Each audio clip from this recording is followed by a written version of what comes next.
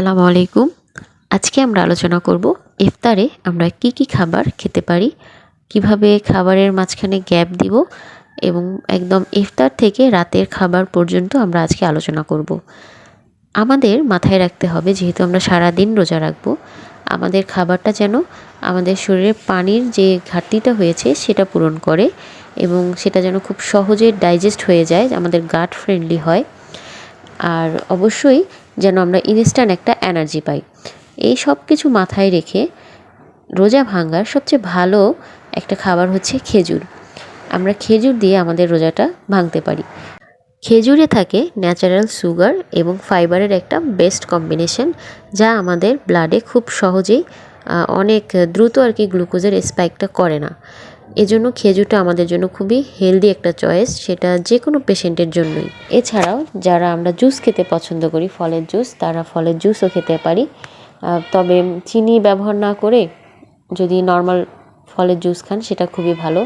আর যাদের কোনো ধরনের কোনো সমস্যা নেই, ডায়াবেটিস নেই, হার্টের সমস্যা নেই, তারা সামান্য কিছু চিনি বা গুড় ব্যবহার করতেই পারেন বা মধু ব্যবহার করতে পারেন, কিন্তু সেটা সামান্য, খুব বেশি না।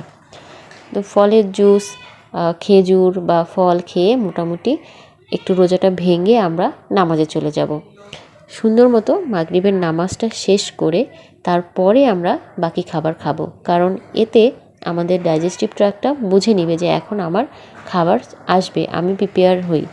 একসাথে তাকে অনেকগুলো খাবার না দিয়ে আস্তে আস্তে দিন। আমরা এরপরে খেতে পারি মিষ্টি আলু। মিষ্টি আলুকে বলা হয় সুপার ফুড, কারণ এটি অনেক কাজে লাগে। এটা আমাদের ইনফ্লামেশন দূর করতে সাহায্য করে, যাদের আর্থ্রাইটিস আছে তাদের জন্য খুবই ভালো। আমরা খেতে পারি এক বোল হালিম। হালিমে অনেক ক্যালোরি থাকে। তাছাড়াও খেতে পারি দই চিড়া। দই চিড়া খেতে পারি, দই দিয়ে মুড়ি খেতে পারি বা খই খেতে পারি। খুবই সামান্য পরিমাণে এই জিনিসগুলো নিয়ে আমরা খেতে পারি। এছাড়াও অনেকে ফল পছন্দ করে আমার মতো, তারা দইয়ের সাথে ফল মিক্সড করেও এভাবে খেতে পারি। এই জিনিসগুলো আপনারা যার যার চয়েস অনুযায়ী খাবেন, যার যেটা খেতে ভালো লাগে সে সেটাই পিক করবেন। এছাড়াও যারা এই সব কিছুই পছন্দ করে না, মিষ্টি জাতীয় খাবার, তারা স্যুপ খেতে পারেন। একদম ভেজিটেবল স্যুপ বা চিকেন স্যুপ, এই জিনিসগুলো খেতে পারেন। তারপর আবার কিছুটা গ্যাপ দিতে হবে। গ্যাপ দিয়ে তারপরে যখন আমরা একদম এশার নামাজ বা তারাবির নামাজ পড়ব, তার আগে দিয়ে আমরা আমাদের রাতের খাবারটা খেয়ে ফেলব। রাতের খাবারটা আমরা যত আর্লি খাবো ততই আমাদের জন্য ভালো। রাতে আমরা নর্মালি বেশিরভাগ মানুষই ভাত খাই। ভাতের সাথে আমরা চেষ্টা করব ভাতের সাথে যেন আমাদের একটা ভালো আমিষ থাকে, সবজি থাকে, ডাল থাকে, শাক থাকে, এই জিনিসগুলো যেন থাকে, যেন আমাদের খাবারটা ব্যালেন্স হয়। কারণ সারা দিন আমরা না খেয়েছিলাম, আমাদের শরীরে বিভিন্ন ধরনের পুষ্টি উপাদানের ঘাটতি হতেই পারে। তাই আমাদের ভাতের সাথে এইভাবে চুজ করতে হবে। এক পিস মাছ আমরা রাখতে পারি, কারণ মাছটা খুবই ভালো, খুবই সহজেই হজম হয়ে যায়।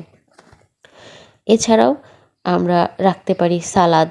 সালাদটা রেগুলার খেলে হয় কি, আমাদের পানিতে দ্রবণীয় যে ভিটামিন বি এবং ভিটামিন সি এর চাহিদাটা মোটামুটি পূরণ হয়ে যায়।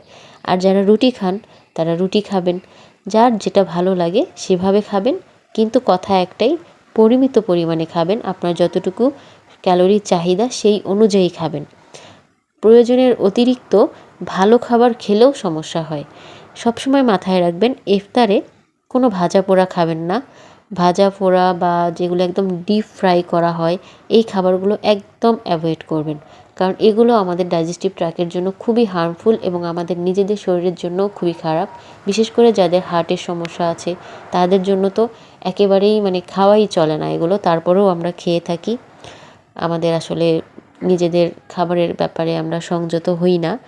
তাই যারা সুস্থ থাকতে চান তারা নিজেদের ব্যাপারে সংযত হন, নিজেদের খাবারের ব্যাপারে সংযত হন। আশেপাশে কোথায় কি হচ্ছে সেটা দেখবেন না, শুনবেন না, জাস্ট থিঙ্ক অ্যাবাউট ইয়োরসেলফ। ঘুমানোর আগে অর্থাৎ নামাজ পড়ার পরে পরে আমাদের অনেকটা ক্ষুধা লেগে যায়, তখন আমরা এক মুঠ বাদাম খেতে পারি। সেটা যে কোনো ধরনের বাদাম হতে পারে, কাঠবাদাম, কাজু বাদাম, নর্মাল যে চীনা বাদাম আছে সেগুলো হতে পারে। এছাড়া হতে পারে 250 ml দুধ বা একটা কলা বা 2টা খেজুর, এভাবে আমরা খেতে পারি। কিন্তু আনহেলদি কিছু না খেয়ে হেলদি খাবারগুলো খেয়ে আমরা ঘুমিয়ে পড়ব। এর ফলে আমাদের ঘুমের জন্যও ভালো হবে, কারণ এগুলো আমাদের ঘুম আসতে সাহায্য করে। সবার জন্য শুভকামনা রইল। আমরা যেন সবাই সুস্থ থাকি এবং খুব সুন্দরভাবে রমজানের সবগুলো রোজা করতে পারি।